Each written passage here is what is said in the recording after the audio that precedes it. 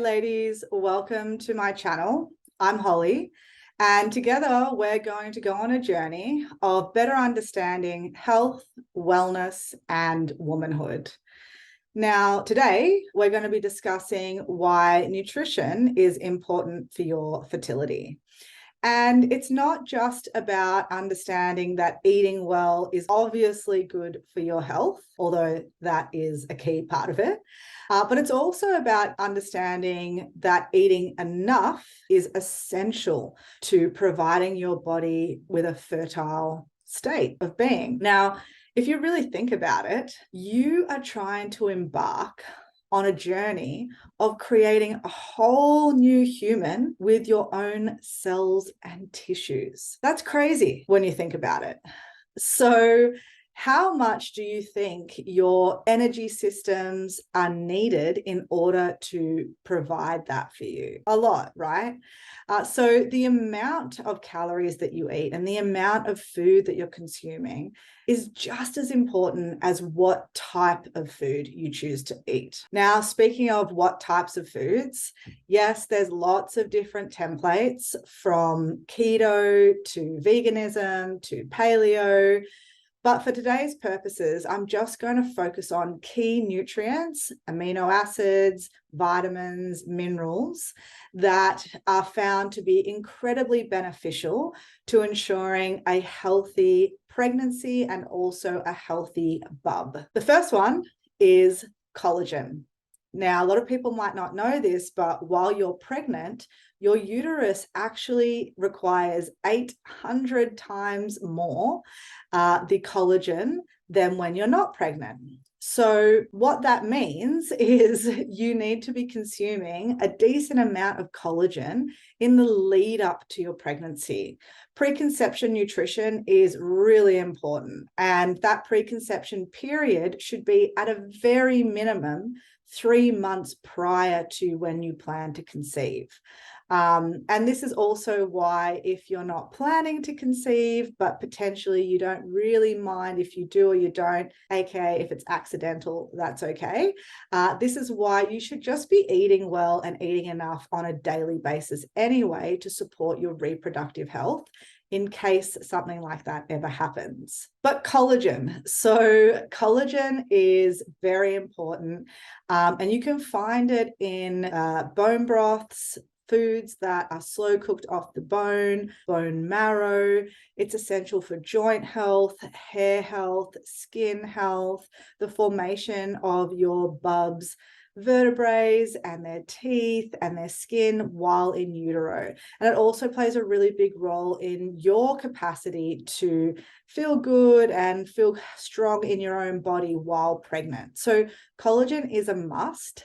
And I also suggest making sure that you consume or supplement collagen's best friend, which is glycine. Now, glycine you can use in supplemental form, and it's essential for keeping the body feel nice and calm. It's a precursor to a pretty important neurotransmitter called GABA, and it also plays a pivotal role in forming collagen. So glycine is essential as well, and you can also find it in those foods that I just mentioned for collagen. Another key nutrient to add into your pregnancy and fertility journey is choline. Now, a lot of the research is saying that choline is actually more important than folate, which is crazy when you think about it, because everybody's told to consume a folate supplement or a folic acid. We'll talk about that another time, but nobody's really told to consume choline.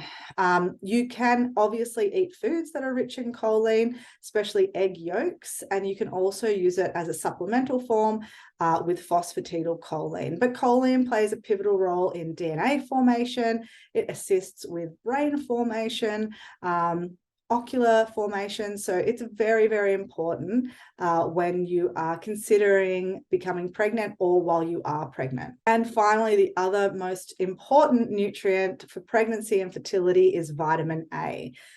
Now, vitamin A gets a really bad rap with pregnancy due to some pretty substandard research in the 50s and 60s. But what I will say is that vitamin A is essential for facial structural formation. So, especially in avoiding cleft palates. In fact, there is a lot of research that shows that vitamin A deficiency is what leads to a cleft palate. So, we want to make sure that we have enough vitamin A coming in preconception and pregnancy. The other thing is about vitamin A is it's essential for our iron homeostasis. It allows us to retain and have enough iron in our blood. So iron is one of those things that a lot of women have issues with while they're pregnant. So we really want to make sure, again, that we're getting enough vitamin A into our diet.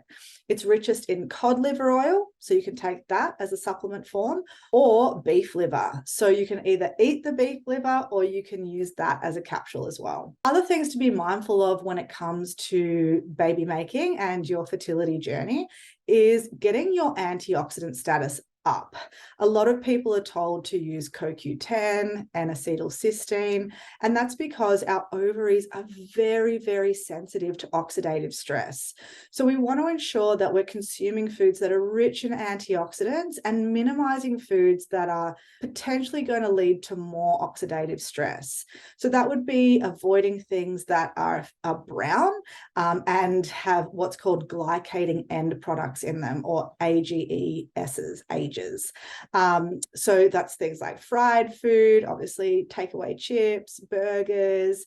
Modern wheat is a terrible thing to consume because obviously it's got all of the glycating end products in it, but also it's got riddled with gluten, and gluten is incredibly pro-inflammatory, especially when it's coming from that modernized wheat due to a process called haptenation. And haptenation is where the wheat protein binds to a pesticide or a chemical, and then that new structure forms a new protein. And then that's what our immune system starts to react to. And when we're promoting those things in our diet, that then leads to a lot of inflammation in the body. And the more inflamed we are, the more oxidative stress is present, and then the less likely it is for our ovaries to produce good quality eggs. And it's not, this is another video I need to do, but it's not just about egg quantity when it comes to fertility. It's about egg quality. We want to have the healthiest egg, then turn into an embryo, and then become our beautiful baby. And that's so that we can avoid health consequences with the bub in their life, right? So making sure that we're eating antioxidant rich foods and we're removing those pro-inflammatory foods from our fertility journey. And finally, just to summarize this video, circling all the way back to what I said at the start, calories matter, eating enough matters, and actually adding a little bit of body fat matters. If you're scared about eating more, don't be. Going into pregnancy super lean is not necessarily the most optimal thing to do. In fact, research shows that 26 to 28% body fat is kind of where we want to be sitting